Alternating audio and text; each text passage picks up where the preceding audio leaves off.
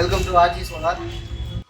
இப்போ நமக்கு back side இருக்கிறது பார்த்தீங்கன்னா ஒரு loom solar 550 what mono park half cut panels.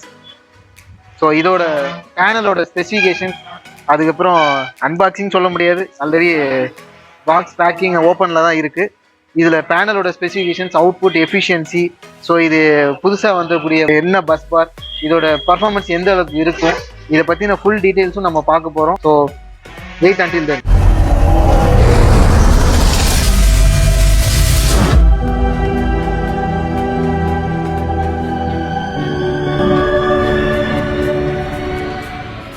இந்த பேனல்ஸ்ல என்ன சொல்ல வேண்டியது இருக்குன்னா, இதுல எனக்கு ரொம்ப பர்சனலி பிடிச்ச விஷயம் என்னன்னா, லூம் பேனல்ஸ்ல அப்புறம் ஒரு சில பிராண்ட்ஸ்ல மட்டும்தான் இந்த மாதிரி பிளாக் ஃபினிஷிங் அலுமினியம்ல வருது. ஸோ இது வந்து ஒரு லுக் வைஸ் பாக்குறப்போ ஒரு நல்ல குவாலிட்டியா இருக்கும், பிளஸ் ஒரு நல்ல ஸ்டெடிபிலிட்டி. அதுவும் இல்லாம மோனோ பார்க் ஹாஃப் கட் செல்ஸ்ன்னு பாத்தீங்கன்னா, மோனோ கிறிஸ்டலின் பேனல்ஸ்ல ஒரு செல்ல ரெண்டா ஸ்பிளிட் அப் பண்ணி அரேஞ்ச்மெண்ட் பண்ணியிருப்பாங்க.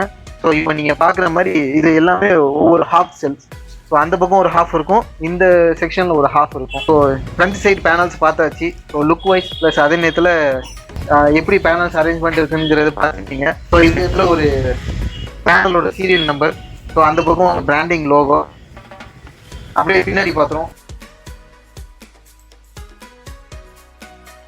இப்போ நெக்ஸ்ட் பேனலோட பேக் சைடு வந்தாச்சு. பேக் சைடு பாக்குறப்ப நல்ல ஒரு பெரிய பிராண்டிங். ஸோ ஃபர்தர் இந்த பேனலோட மற்ற பேனல்ஸோட கம்பேரிசன் இதெல்லாம் கண்டிப்பா ஃபர்தர் வீடியோஸ்ல நாங்கள் பிளான் பண்ணியிருக்கோம். ஸோ இதை பத்தி நான் ஃபர்தர் டீடைல்ஸ்லாம் தெரிஞ்சுக்கிறதுக்கு சேனலை சப்ஸ்கிரைப் பண்ணுங்க அண்ட் லைக் பட்டன் பண்ணுங்க. கண்டிப்பா உங்க ஃப்ரெண்ட்ஸ் சர்க்கிள் எல்லாத்துக்கும் ஷேர் பண்ணிடுங்க. And bye until then.